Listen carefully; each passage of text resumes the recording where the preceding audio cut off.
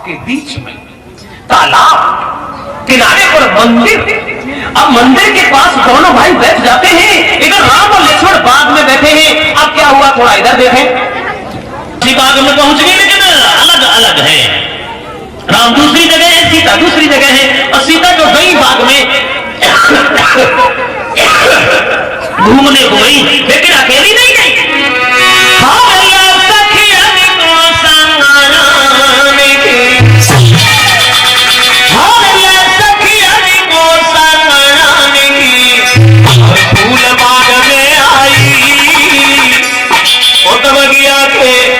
बीच में बैठे राम लखन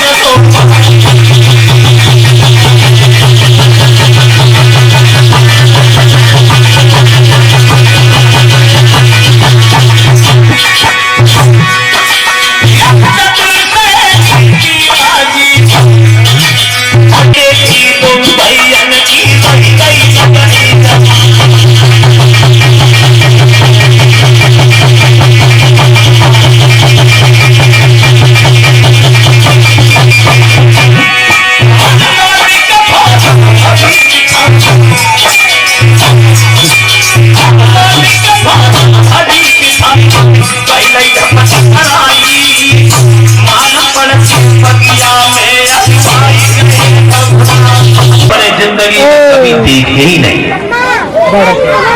जो बाग में बैठे हैं वो इतने सुंदर हैं, उनकी सूरत इतनी प्यारी है, जिनकी बड़ाई हम जिंदगी भर करें तो भी कम है। ऐसा लगता है सहेली, जिनकी बातें, जिनकी कहानी हम लोग सुनते रहे, वो श्री राम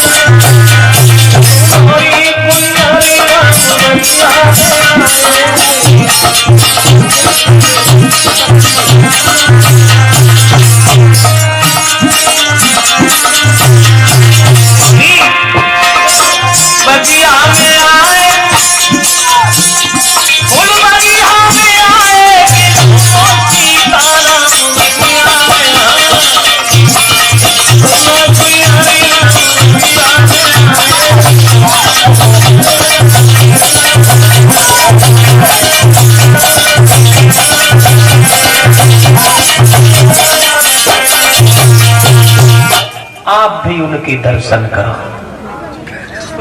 श्री राम लगता है बाग में बैठे हैं। भक्तजनों, जो वचन सुने, सीता दौड़ी और राम के पास गई। अब क्या हुआ, राम ने जब सीता को देखा और सीता ने जब राम को देखा, तो वो स्वामी तुलसीदास कहते हैं कि सीता ने जब राम की ओर देखा, राम ने सीता की ओर देखा, तो हुआ क्या, रे होना क्या था। तुलसीदास बोल पड़े, देखी राम छवि सिया मातिया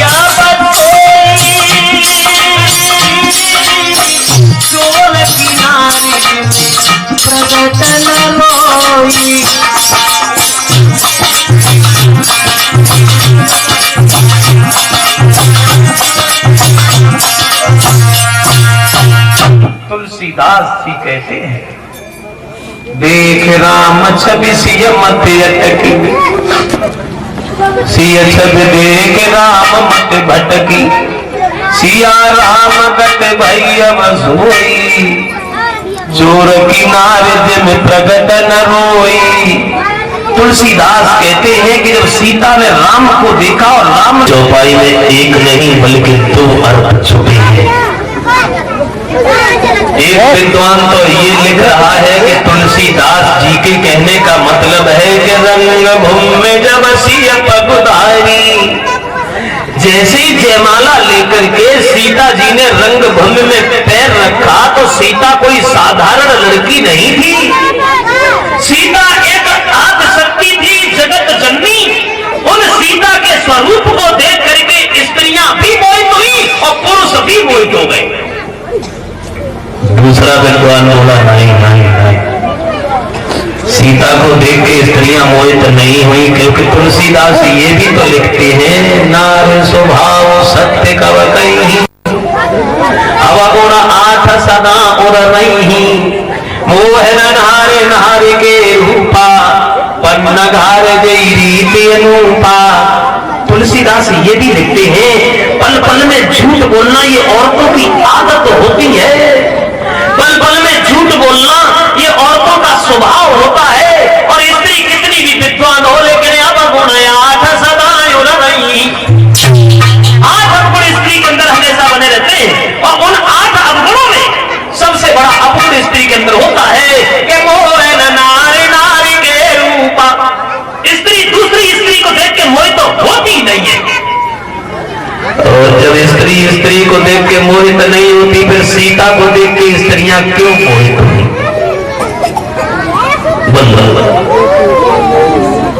ये सच है, स्त्री दूसरी स्त्री को देख के मोहित नहीं होती। स्त्री अपने से ज्यादा सुंदर दूसरी स्त्री को कभी नहीं मांगती। ये हर स्त्री के अंदर कमजोरी है, अपने से ज्यादा सुंदर दूसरी स्त्री को नहीं मांगती, और न अपने मुंह से दूसरी स्त्री की कभी बड़ाई करे और न कभी बड़ाई सुने।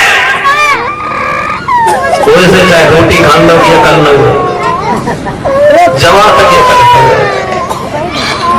स्त्री अब इस बात पर तो अपने घर में रिवाइज करके देख लेना, किसी दिन अपनी औरत के पास बैठ के किसी दूसरी स्त्री की बड़ाई करना शुरू कर दो।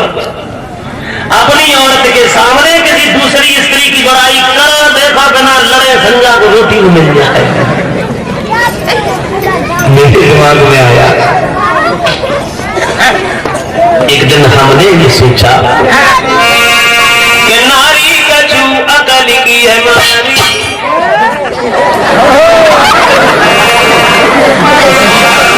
अरे नारी कछु अकल की है मारी,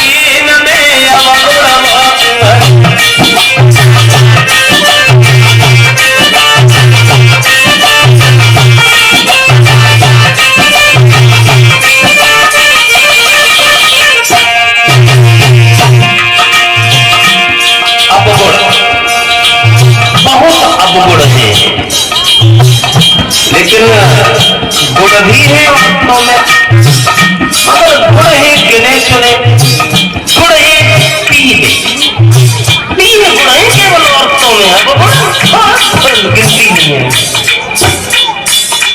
पहला गुण है संसार की सृष्टि स्त्री पर निर्भर है, बच्चे को जन्म देके पालती है, सृष्टि चलाती है, ये गुण है।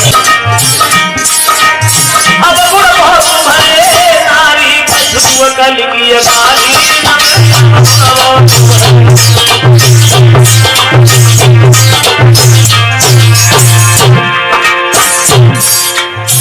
क्षमा करें, ये ना सोचे कि ब्रजेश बुराई तो उतर आए। हम तो वैसे भी किसी की बुराई नहीं करते, मेरी आदत ही नहीं जो किसी की बुराई करें क्यों करें। अब बात आ गई तो कह रहे हैं कोई बुराई थोड़ी कर रहा है, और बुराई करेंगे तो हम आजकल की कोई बात कहेंगे ही नहीं, क्योंकि आजकल की स्त्रियों में तो कोई अवगुण है ही नहीं, तो हम खाए तो खाए।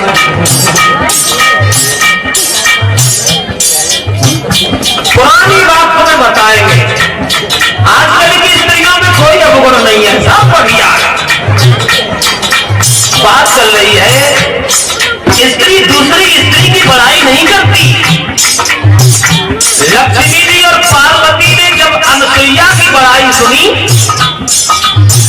अनसुईया की बड़ाई जब लक्ष्मी और पार्वती ने सुनी तो नीले भूले तपस्या और मजद हर गए। नारद से ज्ञानी जो नारी के पीछे घूम गए। आज भी तो देखो जाने कितने मौत झूमी है।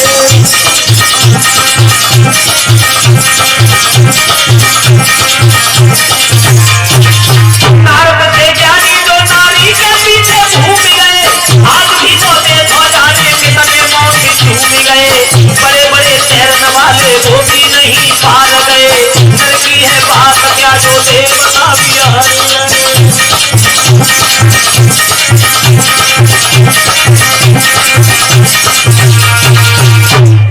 कोई बात नहीं, आ जाओ रामायण में। तो भी बहादुर जाता है, दांती पीस के जोर लगाता है, सब झुका के लौटे आता है।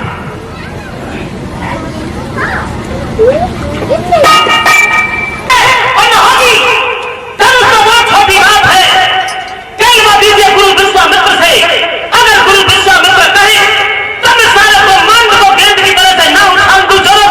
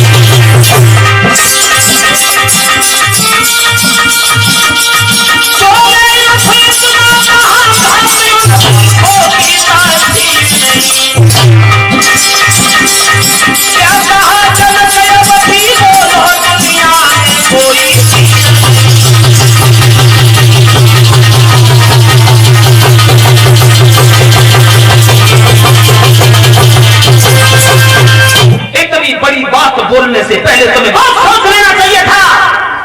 कैसे जान लिया तुमने पूर्वजों की संतान के अंदर तासीर नहीं है? कैसे जान लिया तुमने कि इस भूतल पर कोई वीर नहीं है? ये वीरों की भूमि है, भारत भूमि। एक बार अगर गुरु विश्वामित्र आदेश दे दे, अरे छोड़ दीजिए धनुष की बात, सारे ब्रह्मांड को गेंद की तरह से ना उछाल दूं जनक।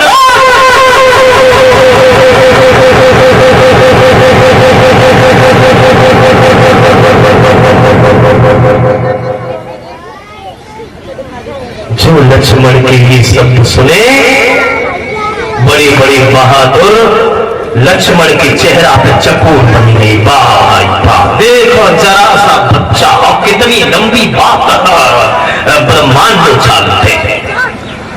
विश्वामित्र बोले इधर आ जाओ लक्ष्मण, बैठो। ये काम तुम्हारा नहीं है और बीच में बोल जाते हो, इस आदत से भी हम खुश नहीं है, ठीक है? हाँ। लक्ष्मण बोले क्षमा कीजिए गुरुदेव, बोलना पड़ा मजबूरी में, क्योंकि बहादुरों को मौत मंजूर होती है मगर ऐसे वचन सहन नहीं कर पाते। लक्ष्मण को बिठाला, श्री राम से कहा चलो राम, जनक के कष्ट को दूर कीजिए। 14.5 साल की उम्र में राम धनुष की ओर बढ़े, नगत कार्तिक परिवा वाले थे। जब राम धनुष की ओर बढ़े, बहादुर लोग हंस पड़े। वाह भाई वाह, चली चिड़िया पार उठाने जाओ, जल्दी आओ। देखी देखी और सीता दिल में घबरा,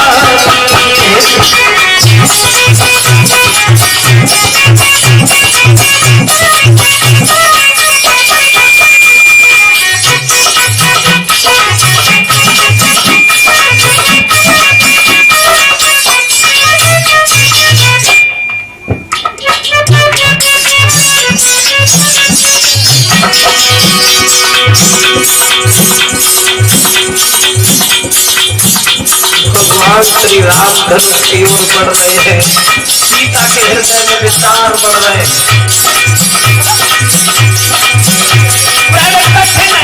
पिता का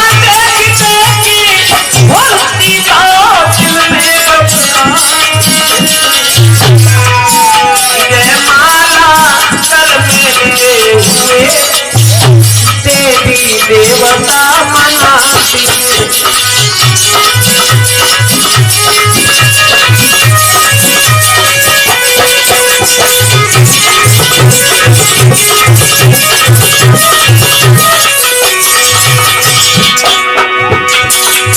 अब तक श्री राम पहुंच गए। एक हाथ में तो धनुष उठाया, फिर पता नहीं कब झुका धनुष, आवाज आई कानों में और भूमि पे टूटे पड़े, भर गई भोल धुन भुवनों